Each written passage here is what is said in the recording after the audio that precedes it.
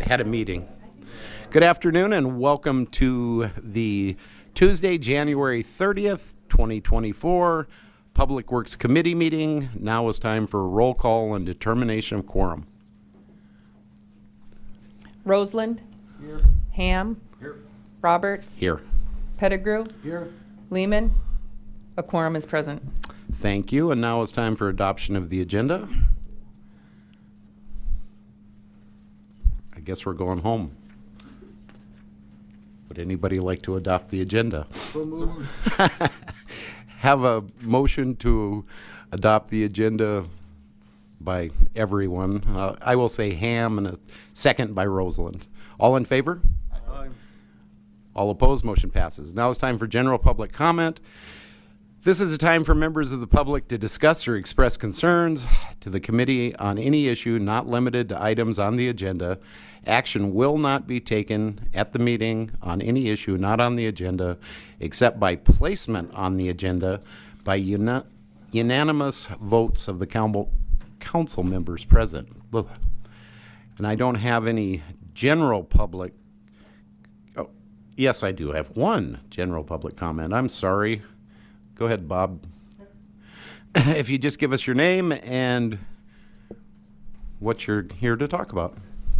Hi, my name is Bob Chelberg. I'm with the Veterans Honor Banner Project. And I'm just here real briefly to chat about the future of the program, where we're at. We started about 7 years ago with 18 banners. Last year we put up 323 banners all across the city. We are trying to expand that, and we have been informed by the city that we can no longer expand because of the stress on the light poles. And so I guess the process for us to get on the city council, to get to the city council meeting to discuss this, is to go through this process.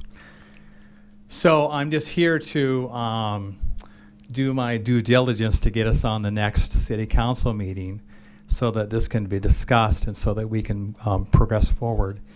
We start putting up the banners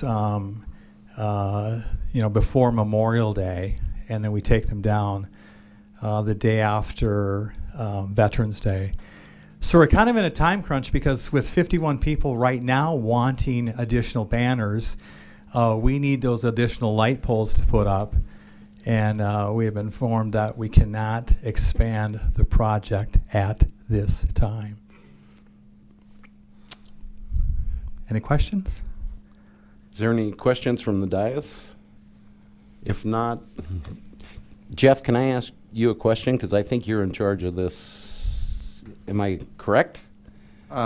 Partially. Partially? Yes. I know it's kind of, yeah. Yes, we've worked with this organization in identifying locations up to this point, but I think they've gotten to the point where all of those locations have already been used for banner brackets and such, and now they want to expand into other areas that are part of public works and traffic control. Okay. That's the issue.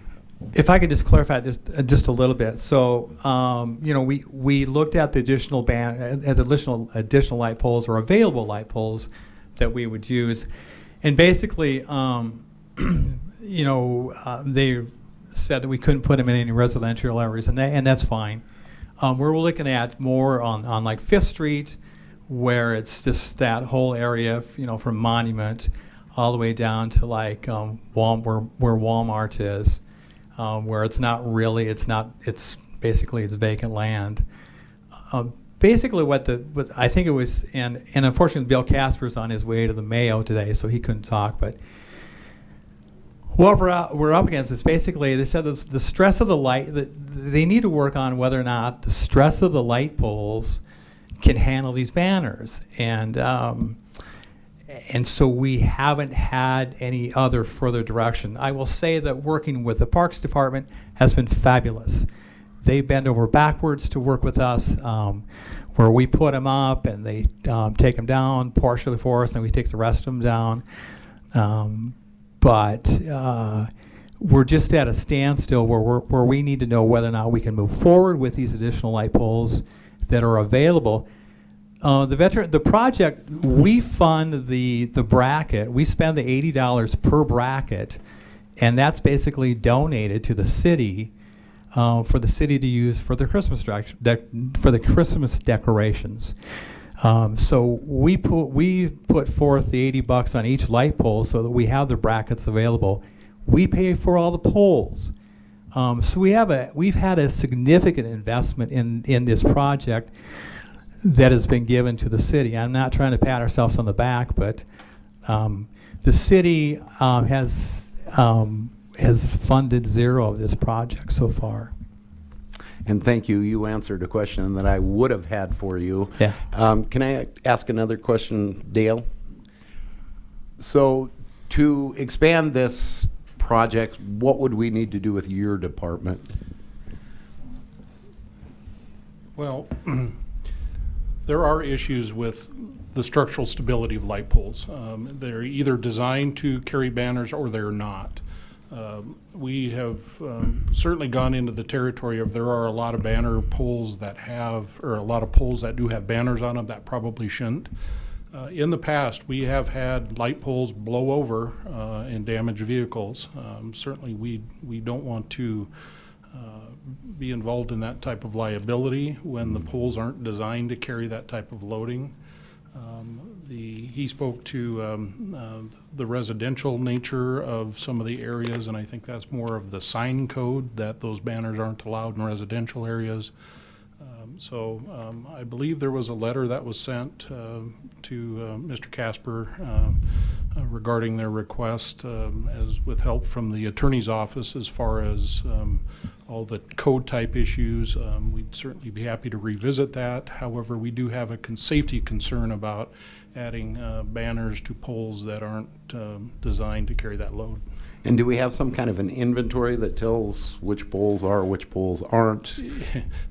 Typically, if the poles have a built-in bracket, they're designed to carry it. If they don't, they are not. So basically, the ones that don't have the brackets aren't designed to carry that load.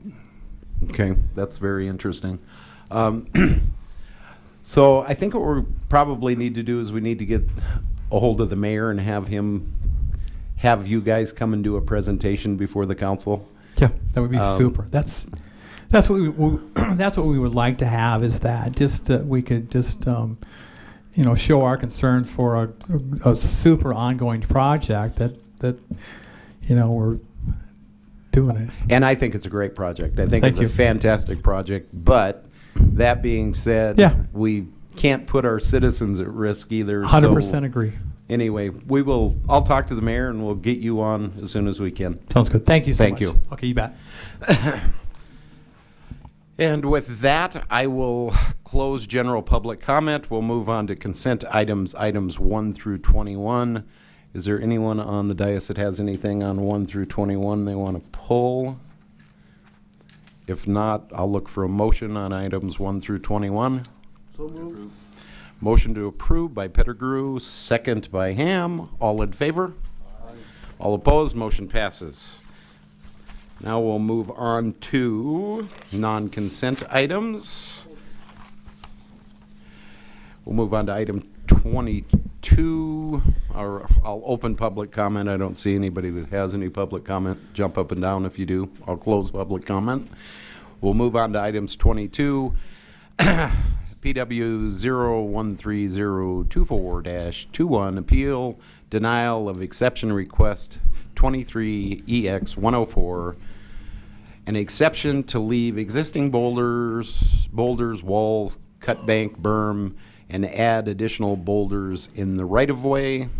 And I see Mr. Roger Hall's there. Can I put 22 and 23 together? I think they're Absolutely. the same. Okay, let me read it in real quick. And Okay. then item 23, appeal denial of exception request 23EX 105, an exception to install a privacy entry gate into the right-of-way. And you have the floor. All right, thank you, Mr. Chairman. I'm requesting that the committee table both of these items. We worked with the landowners yesterday and came to an agreement. The boulders are going to stay in place where they're at.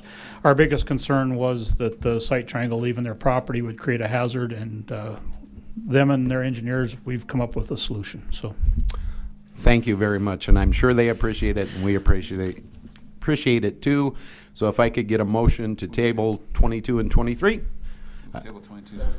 I have a motion by Councilman Ham, a second by Councilman Roseland. I had to look at you for a minute. All in favor? All opposed? Motion passes. Item 24, PW 013024-23, presentation, Grants Division, Year 1 results and lessons learned. Hey, how's everybody? Good. Jamie Tennis, Grants Division Manager. It has been almost a year since the Grants Division was created. February 6th of last year is when I started to do the work. A lot of planning happened prior to that. And it really was created to help the city identify and capture additional resources to help cover all of our needs. There are 2 full-time staff, myself and Katie, who are in the Grants Division, and then we work with all of the different departments. So I'm going to start with the numbers, because I know that's what most of the time everybody really wants to see, especially in a public works type of committee. So over this last year, we applied for 18 grants for over $34 million. We've been awarded 6 of them at $4.6 million. So our return on investment, for every dollar that you guys have invested in the Grants Division, we have brought the city $24 in resources. And we're not done yet. There's still over $15 million in pending grants out of those original 18 that we applied for. In addition to bringing valuable dollars to our community, the Grants Division adds a lot of value in addition to the city. First off, front-end grant services. So having dedicated staff who can capture a wish list, talk to all of the different departments, understand what their needs are, and have that wish list so that when we see opportunities, we're ready to go after them. Research and data and stats. We've got to do it for the grants, so it makes perfect sense that we're kind of that house that holds on to that. But then if anybody needs data, they can give us a call. I'm a self-proclaimed data geek, so. Also, just finding new grant funding opportunities and filtering those opportunities. So we see hundreds of grants come across our desk every month of different opportunities. If staff in all the different departments had to go through all of those and figure out, does it work, does it not, it's time consuming. Having a grants division that's able to do that for them, filter out the ones that don't make sense, and then share the ones that do with the staff, saves a ton of time on their side of it. Then, of course, grant management services. So when we get a grant, looking at things like helping with program management, program reporting, fiscal management, all of those pieces the grants division can help with. Doesn't have to, but can if needed. And then fostering collaborations. So a lot of the grants these days really are about collaboration. And so what we bring to the table is, one, an entity that can help with the collaboration amongst departments. And anybody who's worked in a collaborative environment knows it takes a lot of time. It's kind of herding cats. So helping to do that among departments, as well as with our committees and our partners. So looking at, we've done a lot with like the Sustainability Committee or the Disability Committee. So those types of groups that we're able to work with and partners. And then when we're filtering grants, if there's some that are really good, could really address an issue in our city, but the city isn't the right point of contact to go for it, sharing those resources with local nonprofits or other groups that might be a better fit. And then finally, just being a liaison. There's a lot of people who want to work with the city on different projects, don't know quite where to go. I've sort of been hey, Jamie, I want to do this. Who should I talk to? And so we're able to help with that as well. So a little bit about our process. So first, I mentioned we see tons of grants come across our desk. So first and foremost, it's researching. It's looking at all of them, figuring out, do they align? Is the city even eligible to apply? What are the strings? What's the financial compliance? If it kind of makes it through that process, moves on to the vetting process. And that's where we send it to the various departments, staff, whomever it might be a fit with, and say, hey, saw this, thought it might align with what you guys are doing, let's talk. And then there's a lot of back and forth as we work through, does it make sense? Does it align with their needs? Does it align with their capacity? Does it align with the budget? All of those things, as well as with the city priorities. If it looks like a go, at that point, then it starts going through the approval chain with their direct supervisor, the department directors, the mayor, city council. And if it all lands right, then we write it and submit it. And so what that looks like in the numbers, about 79% of the grants that we see, we determine aren't the right fit. Either the city's not eligible, doesn't align with our priorities at the moment, whatever it might be, it's just not a good fit. An additional 16% do seem like it might align, and therefore it goes to staff, and we start having some conversations to see if it fits or not. 16% actually then doesn't. It's only 5% that makes it to that final step of yes, everything matches, it makes sense, let's go for it. And I tell you this for a couple of things. Mainly, we are very selective. We are not just writing grants to go after every dollar that's out there. We're not padding Jamie's numbers to say, hey, we wrote 1 million grants. That's not what this is about. This is about making sure that we're extremely strategic and applying for grants that make the most sense for what our city needs. So, yeah. We've also had the pleasure to work with every single department here at the city, and that has been a joy to get to know everybody, to learn what their needs are and understand just what they do, because as you guys know, it's a lot. So finding out the ways that we can help support them has been fantastic. And so, as you can see, this is based on the number of grants that kind of made it through that initial research part and then got sent to the staff. And you can see the ones that we vetted, so we kind of worked with staff to see if it fits. And then the green are the ones that then made it to the final step of, yes, let's write it. And so as you can see, working with every department, multiple grants with every department for the most part, so it's been really fun. And then this is how it plays out with the ones we've written based on the dollar figures, what we've requested.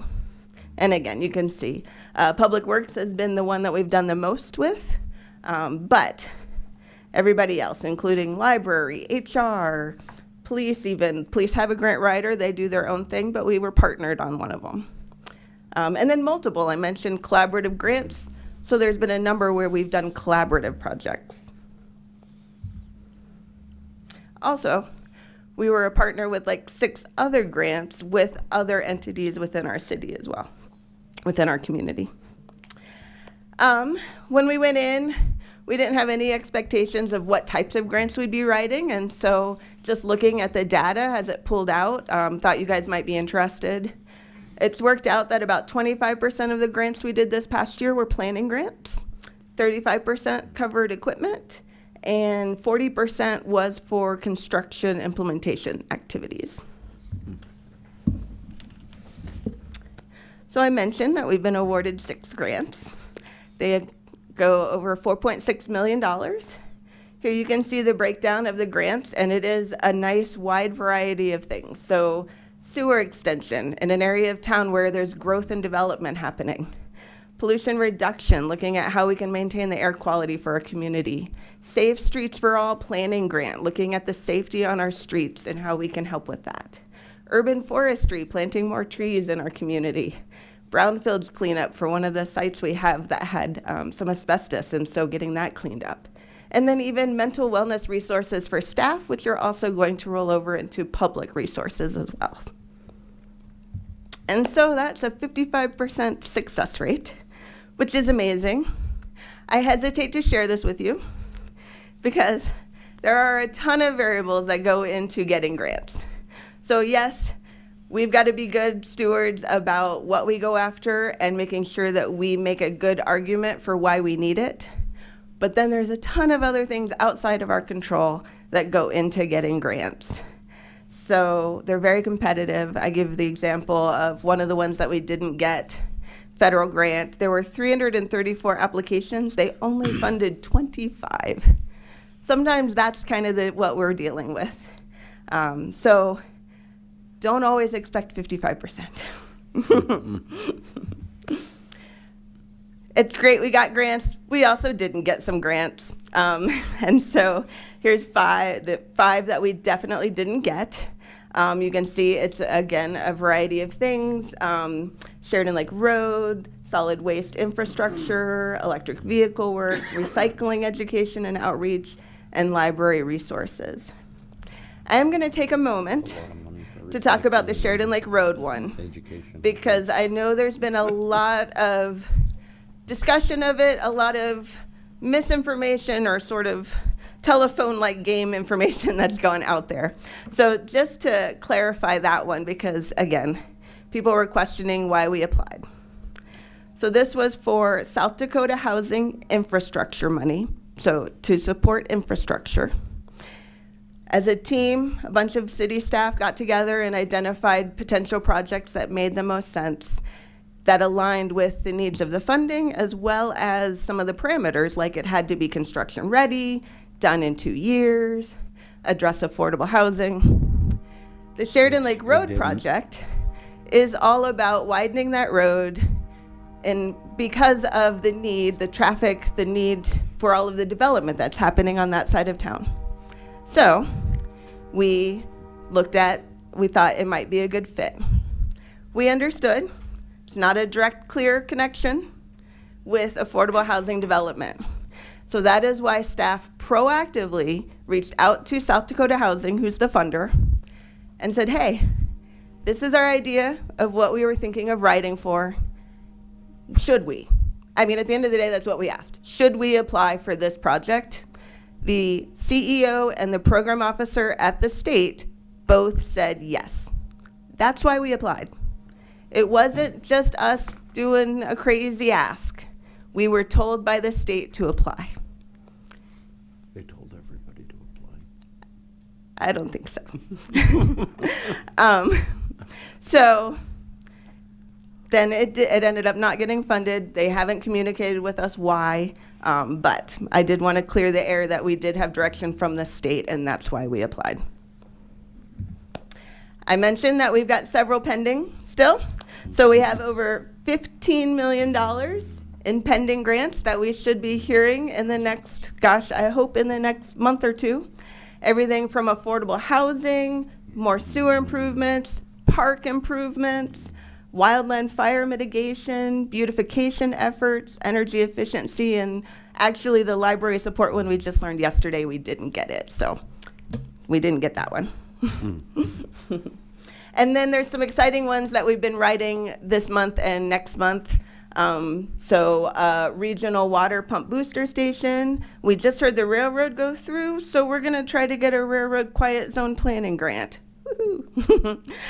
Street improvements, fire department support, security at the monument, and improved processes for building permits, including e-submittal opportunities for people utilizing technology. So those are really exciting ones that we're going to be writing here. As with anything, when you have a new division, there's some lessons learned, there's some opportunities to improve. So I'm going to go over a few, and these are actually going to be presented as recommendations for at Monday's council meeting. So the first one, timing challenges. This is kind of the flow of how things happen. We decide we want to apply, goes to the department for approval.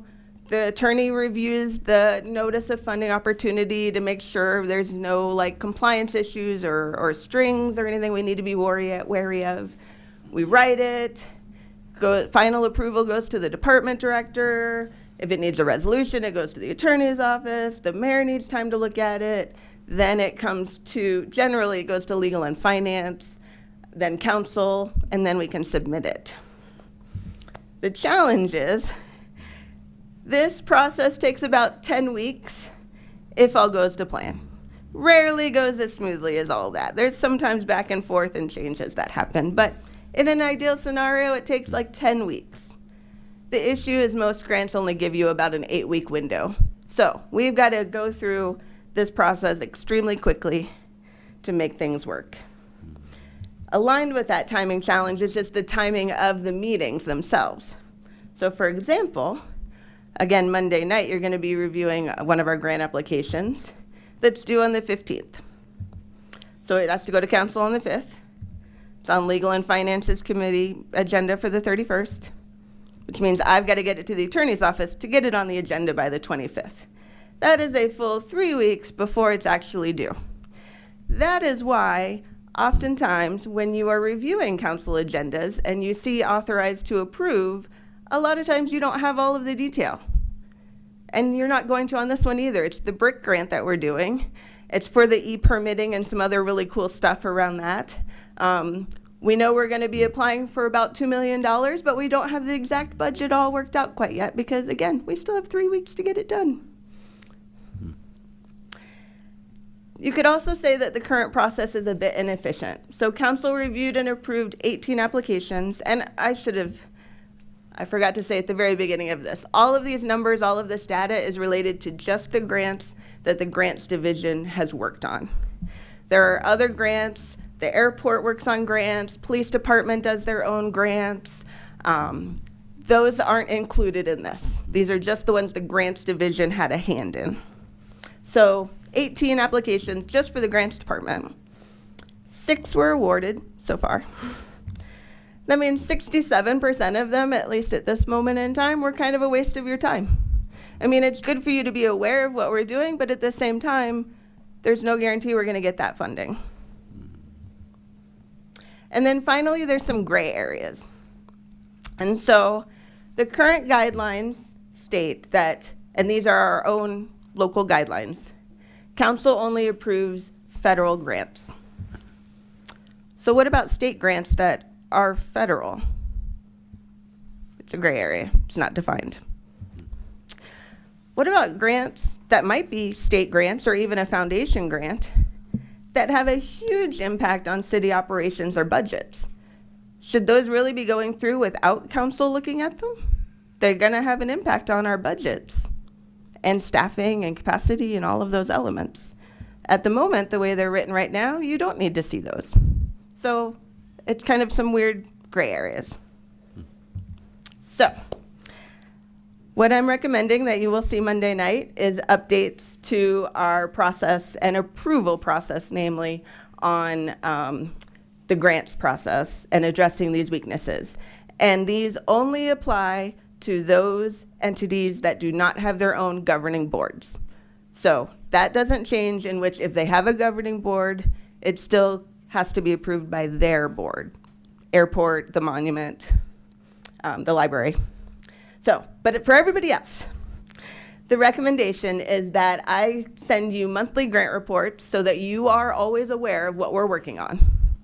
And then you have the freedom at any point to reach out and say, hey, Jamie, what is this? I've got concerns. I'm hearing from people. Like, all of that can happen beforehand. We then have our internal vetting process and protocols to ensure the grant aligns with our city needs and our capacity. They don't have onerous requirements or strings. And I think I've shown you on that one slide, like, we are being extremely strategic in what we apply for. We're not just chasing ambulances, which is a saying in the grant world. No offense to fire. And then when we're awarded, that's when it comes to council for approval. And the cool thing about that is that then you have all of the detail. You'll have the grant contract. You'll have the full details of what our expectations are, what our obligations are, and you'll know then exactly what you are agreeing to. So. You know, but I love the process. So what does the future hold for the grants division? You know, as we go through improving processes, which is kind of what this was all about, so how we can make that more efficient, effective, impactful for the city, easier for everybody, council members and staff and partners. Stronger grants, because as we've written grants, we get feedback, especially on federal grants, so now we know how to strengthen them for the next round, so we'll be writing even stronger grants. And then just better opportunities as we've gotten to know all of the departments and understood the projects, understood CIP and like what's coming up. We're better able to identify grant opportunities to help offset some of those. So that's sort of where I see, but I do want to flip it to ask council members and staff, you know, what do you want of the grants department in the future? And so with that, I will take questions if you have any. Thank you. Do we have any questions from the dais? Councilman Ham? As a fellow data geek myself, I really appreciate what you got going there. That there's a lot of things here that are interesting to me, and you can't really follow the 24-to-1 ROI in 1 year. I don't know that anybody else has done an investment like that. That's really easy to say that we're winning, and I really like the concepts within. And John and I were just discussing on the mic, evidently, that there's some really good streamlining that you got in place here that looks like it'll be probably a positive thing for the council. But and with that, I think the concept of approving it after you guys have received it makes a lot of sense to me, because we can always deny it. We can always turn away free money if we want. And then it makes it easier for you guys and probably makes it easier for everybody. So it seems like pretty open and shut there.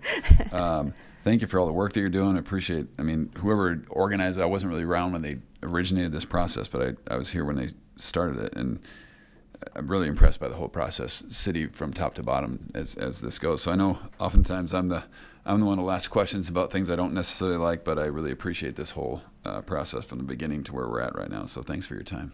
Thank you. Do we have any other questions?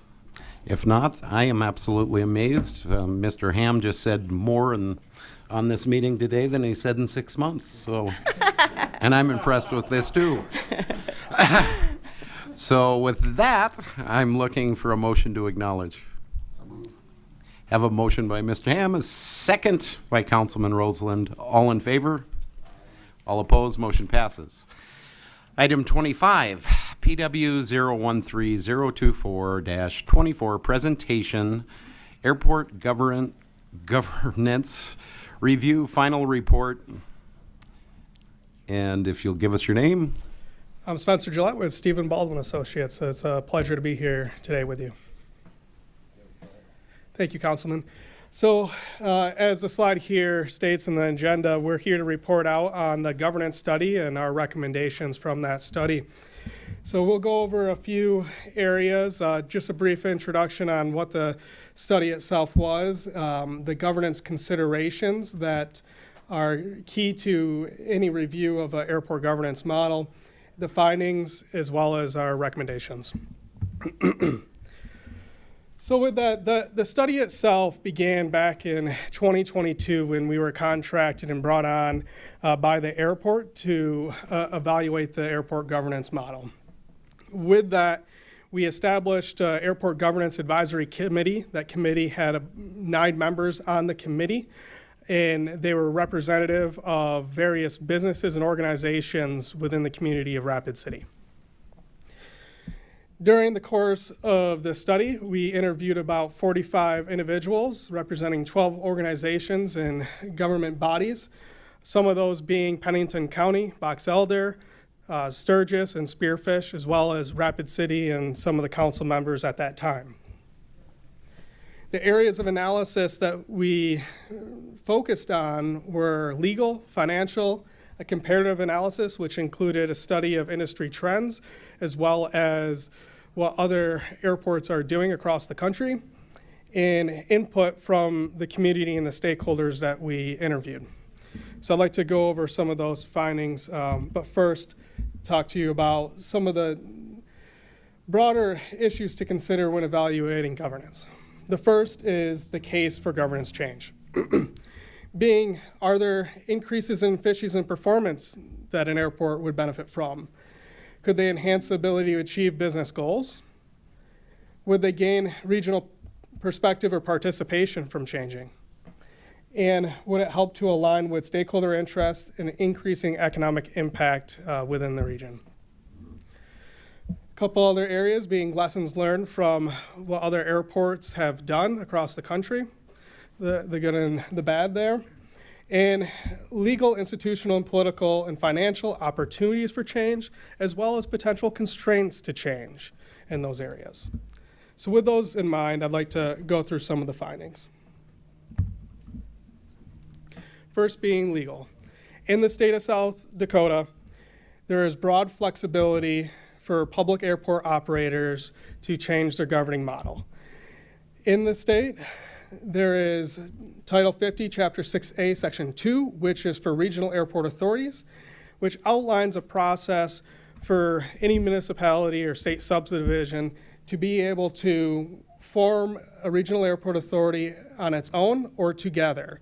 So I give an example here of Rapid City and Pennington County, but that could be any partner state subdivision as well. And with that, in the case of Rapid City, it would be the council itself that would make that decision and pass a resolution after first holding a public hearing. That resolution would then be provided to the Secretary of State, who would certify and incorporate that new governing body, being a regional airport authority. But before a transition can take place, the Federal Aviation Administration, also requires a Part 139 airport operating certificate for that new governing body to operate. Today, that is held by the city of Rapid City itself. So that application would have a number of things within it that the FAA would be looking for. And once that application is submitted and approved by the FAA, it can then transition over to the new governing body under the Regional Airport Authority. What we found in the financial analysis is that the airport is doing very well. They have just about $1.87 million in operating income, and they've really rebounded strongly from the impacts of COVID-19. That has a breakdown here in this chart to be very much so revenue earned from concessions and parking and ground transportation, which is great to help offset aeronautical costs, which also helps with attracting new air service. So we really like to see this. So this is a great revenue generating airport. On the capital side, there's about $222 million estimated capital improvements needed at the airport. That's for a number of things, but primarily for new terminal developments. You may have heard this before, but that is certainly a very large financial initiative that the airport is starting already. During our analysis, we also evaluated what would the cost of changing the model be. So what would it take to operate under a new model? And we estimate that there will be some additional positions as well as services and contracts that may be needed, possibly equipment as well. And we estimate about $310,000, an increase of $310,000 for that.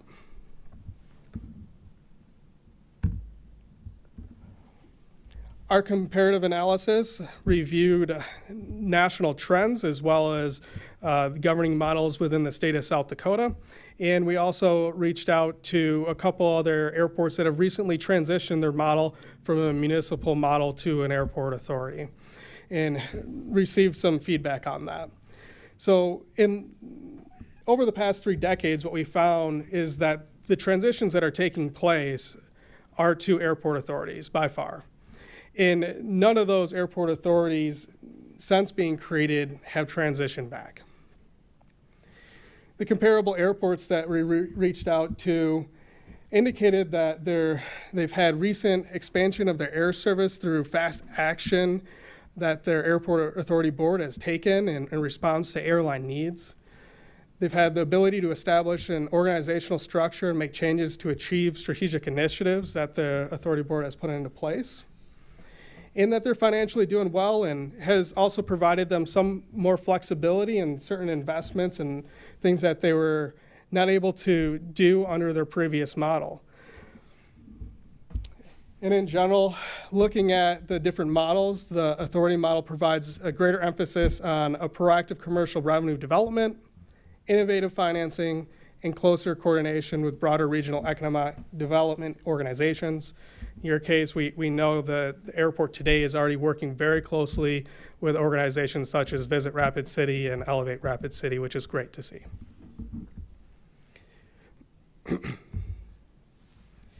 So what's happening in the industry as a whole? There's a lot of uncertainty regarding federal funding for airports. It hasn't kept pace with the demands of airport infrastructure needs. And that is really going to position airports to take more emphasis on self-sufficiency and innovative approaches to local funding and capital programs. We've also seen tremendous airline consolidation, some that has been even talked about even the past year and has made national headlines. That's requiring airports to compete a lot more aggressively to both retain the current service they have as well as to attract new air service. And there's a shift in emphasis to non-airline revenue sources. So that's demanding a proactive approach for commercial revenue development, looking at non-aeronautical revenue, things that you can do with concessions, other non-aeronautical development around the airfield as well. And that's really because there's an increasing demand to reduce the dependence on airline rents and fees, as well as federal and state grants.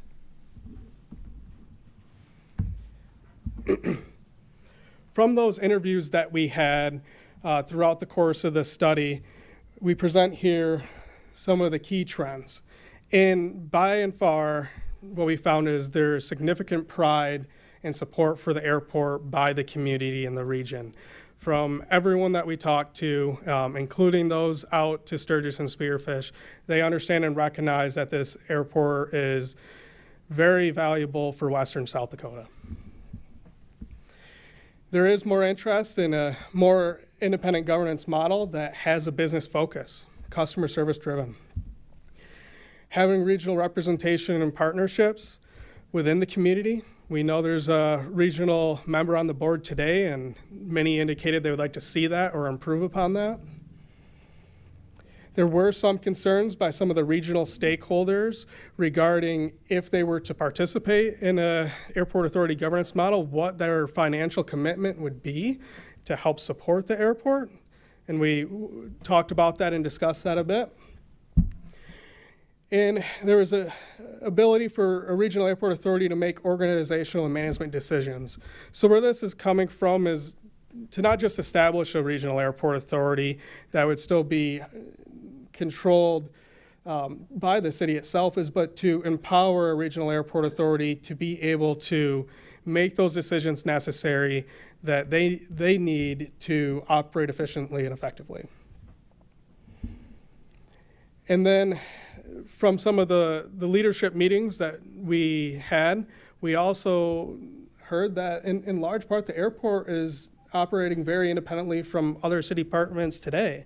And we just heard from the presentation earlier, they're managing some of their own grants, and I'm sure Tony's doing a great job at that, as well as Patrick. So, as well as some other areas. I know IT and HR and there's finance, they all work together, but there's a lot of things the airport is doing very well at managing today.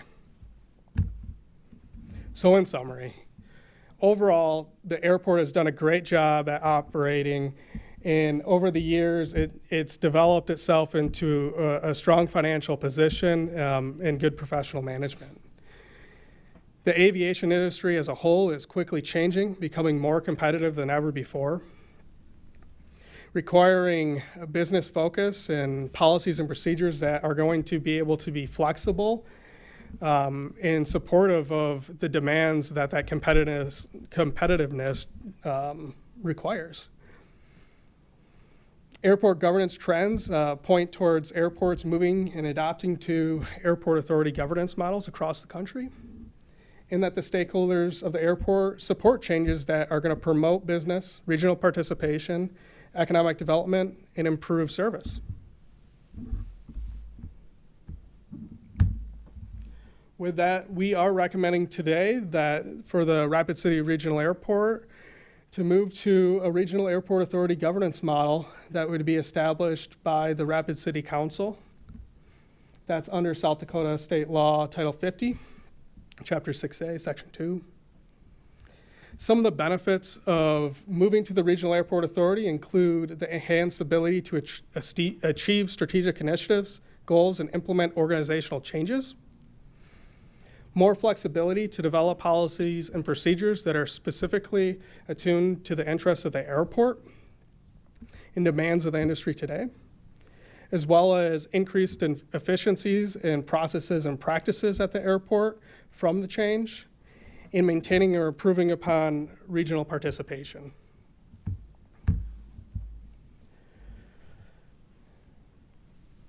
Regional airport authorities are also more conducive to operational best practices, efficiency, enhanced customer service, and increased air service development. A lot of that comes through the airport authority board being fast acting and the organizational structure that would be set up and developed under that new model.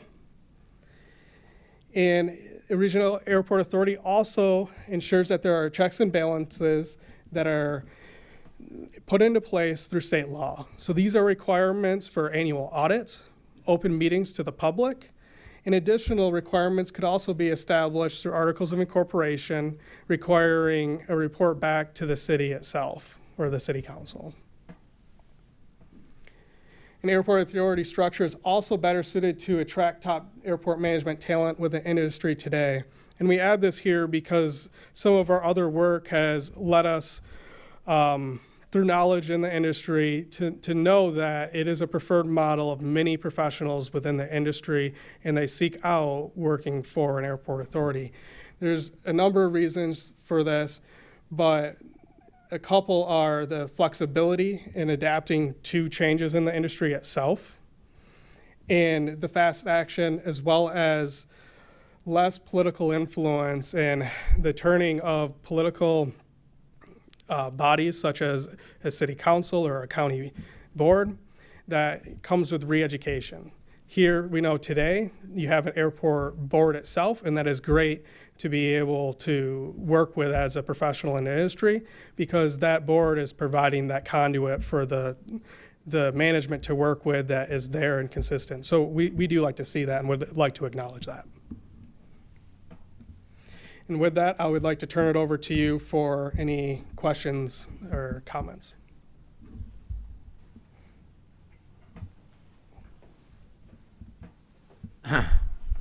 Do we have any questions from the dais? Looks like we may have another speaker. No? Mr. Chair, if I could just add a couple of items, not addition to the presentation here, but just some background history in this, if you don't mind. Absolutely. The floor is yours. So as Rapid City's looked at this for a number of years, analyzing an airport authority is something that started back in the Tory Richardson days. So if you guys, anybody's been around long enough to remember who Tory was here as the executive director close to 20 years ago, this process has been looked at on an every so many year basis. Mason Short then again looked at it under his tenure as director. When I got here, the very first thing I was tasked with was looking at this as an airport director. I did draft a report on this that was turned over to the board at that time as well. We continue to look at this, so this is actually trying to bring on a neutral third party with Stephen Baldwin and Associates to produce a report again to look at this. So in this report process, this was slated to be done ahead of the election, well ahead of the election, but based on the amount of time that it took, we did delay the finalization of this report because we did get close up to the election, and this brief out would have come right at the time of the election. So we elected to push the pause button, work with Stephen Baldwin and Associates on a hold of this, and then wrapping up the report, to which it's coming to you today for acknowledgement. Thank you very much. Still looks like I don't have any questions from the dais. If not, I'll look for an acknowledgement.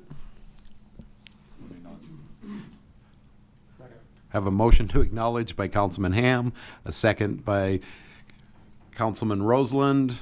All in favor? All opposed? Motion passes. I'll look for a motion to adjourn. Have a motion by the same two people. All in favor? All opposed? Motion passes.